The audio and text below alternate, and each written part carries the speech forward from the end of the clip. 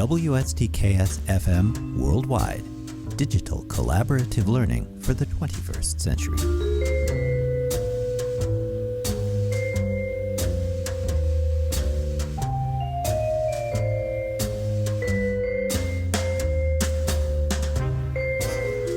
Hello, everyone. How are you? Yes, it's Professor Schwartz once again here in the WSTKS-FM Worldwide studios, testing the theory that humankind can live on caffeine alone. So I've fixed another mug of coffee, and I've got my feline friend Onyx the cat warming himself beneath the desk lamp to my right, all of which means that it's time we get started. In today's episode, we're looking at a few ways your student learning team can create its second collaborative project this semester for free using one of several online apps that enable you to present your work in visually interesting, dynamic, and engaging ways. First, let's quickly review the parameters of Collaborative Project 2, just so we are all on the same page. For your second collaborative project, your student learning team should collaborate to develop a virtual reader's guide in the form of either a digital flipbook or a multi-page infographic or a digital lesson plan for a hypothetical 45-minute class discussion. Your reader's guide should present and examine, that is, review, evaluate, and assess the usefulness of various secondary sources dealing with marginality and oppression. These sources should include 2 books, 2 journal articles, and 4 websites or blogs or wikis, but not Wikipedia, that examine how marginality and oppression might pertain to select materials you have examined so far in the course. As always, be sure to examine carefully Project Packet 2 within the Project Packets folder on D2L for full details before your team begins its work in earnest. When we come back, let's look at the various forms your collaborative reader's guide might take and the apps you can use to create and present your knowledge. Stay tuned.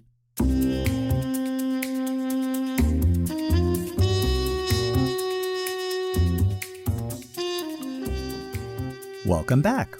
Okay, so you know already that your student learning team will create a reader's guide on 2 books, 2 journal articles, and 4 websites, blogs, or wikis, not Wikipedia, that examine how marginality and oppression pertain to select materials you have examined so far in the course. Let's look now at a few apps that you can use to present your team's reader's guide and related knowledge in visually interesting digital form. If your student learning team chooses the first digital flipbook option, 2 apps that you might consider using include FlipSnack and Issuu. FlipSnack offers its users a host of possibilities and capabilities when it comes to designing online flipbooks, among others. Features include various design tools, interactivity to engage your readers, different ways to share your creations, and a variety of templates to help get you started with the design of your flipbook. FlipSnack's free plan allows you to create up to 3 projects or 30 pages and access a variety of project designs. In one moment, I'll be right back to say a few words about the Issuu app. Hold tight.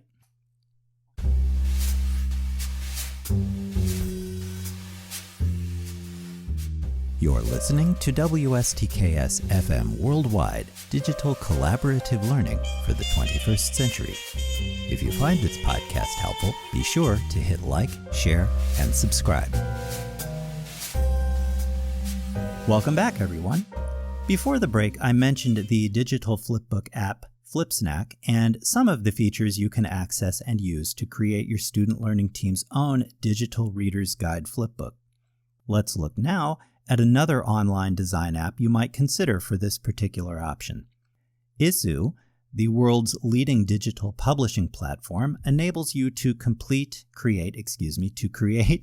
and embed a host of documents in digital form, including flipbooks, social stories, email graphics, and more. User support is provided through an online help center and webinars, including one on creating flipbooks specifically. Issuu's free plan allows up to 100 megabytes of online storage space and unlimited published documents up to 500 pages. Following a station identification, I'll be right back with additional information on a few more apps your team might use to create its reader's guide should you consider to present your knowledge in the form of Option 2, a multi-page infographic. See you in one moment.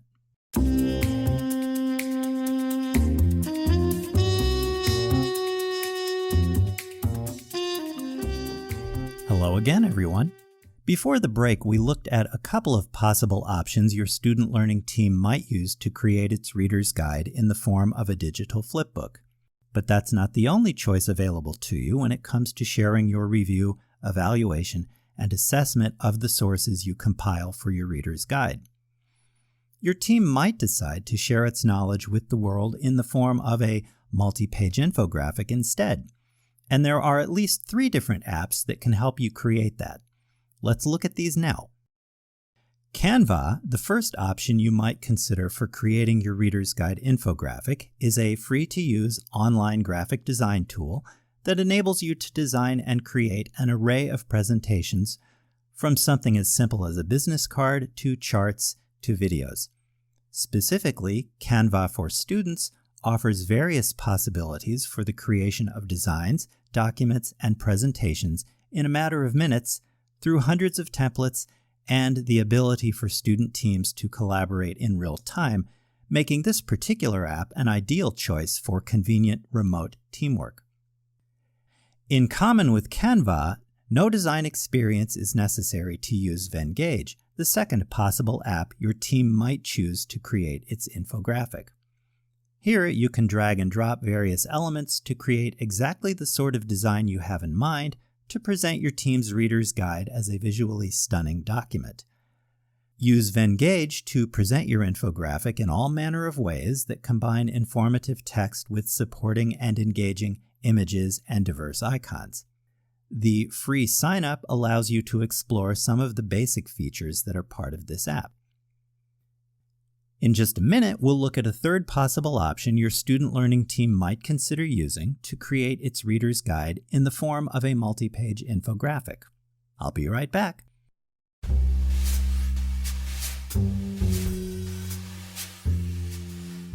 You're listening to WSTKS-FM Worldwide, digital collaborative learning for the 21st century.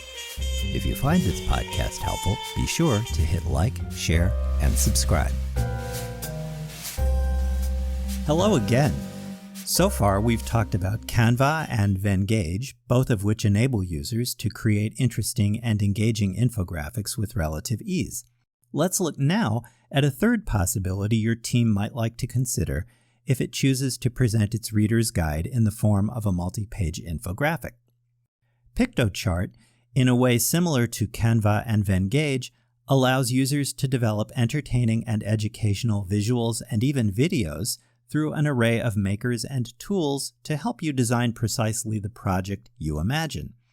The free plan for Piktochart gives teams of up to 4 people the capability of creating 5 projects in one folder with up to 100 megabytes of online storage space and no watermark on your finished projects.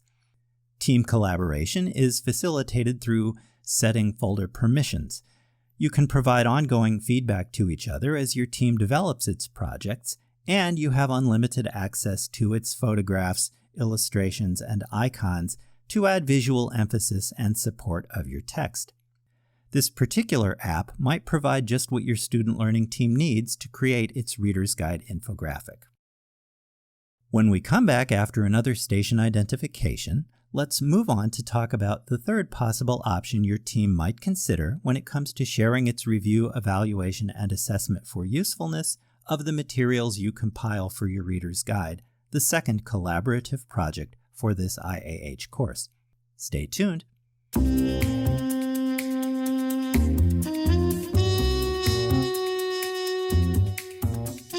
And we're back. Earlier in this episode on creating your second collaborative project, the Reader's Guide for free, we talked about presenting your knowledge in the form of a digital flipbook. In connection to the flipbook, we looked at 2 apps that you might like to use to do so. Then we considered the presentation of your Reader's Guide in the form of a multi-page infographic, and we examined 3 possible apps your team might use to do that. Let's turn now to the third way in which your student learning team might choose to present its review, evaluation, and assessment of the materials compiled and evaluated for its reader's guide: the design of a hypothetical lesson plan for a 45-minute classroom discussion. But before we talk specifically about online apps to help your team do that, let's look briefly at the points you should consider should you choose this third option, since an effective lesson plan involves more than simply drawing up a list of talking points. Effective lesson plans have three parts: learning objectives, learning activities, and assessment to check for student understanding. So your student lesson plan, should your team choose this option, should identify very specifically what it is you want to achieve by the end of the hypothetical 45-minute class discussion.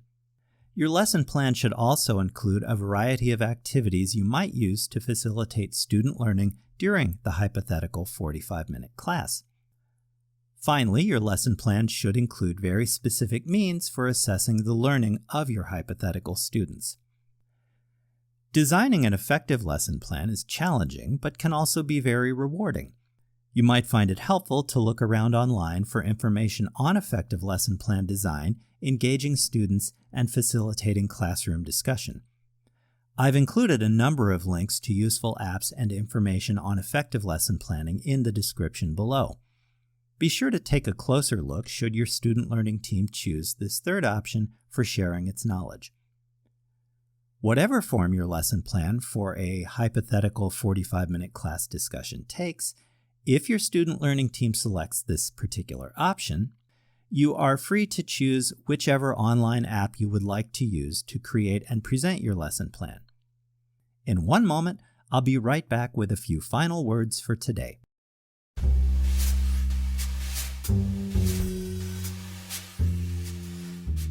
You're listening to WSTKS-FM Worldwide, digital collaborative learning for the 21st century. If you find this podcast helpful, be sure to hit like, share, and subscribe.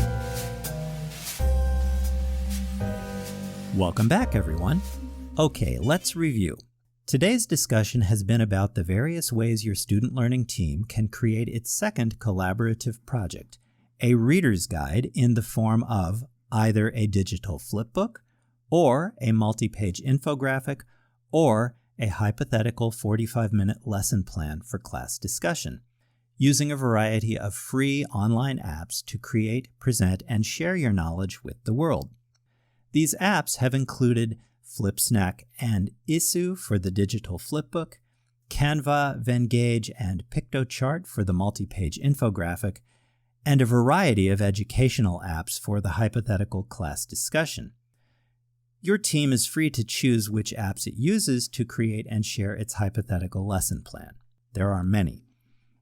Alrighty, that will do it for this episode on how to create your second collaborative project for free. Be sure to tune in again for more helpful tips, tricks, and advice based on my 25-plus years of teaching and working with thousands of undergraduates at 3 Big Ten institutions and 2 community colleges. In the meantime, thank you for joining me today. I'll see you in class, online, and during Zoom office hours if you drop by with a question. Stay healthy, have a safe and a productive week. So long, and I'll talk to you again soon. With special regards from Onyx, the cat what am. Bye-bye, everyone.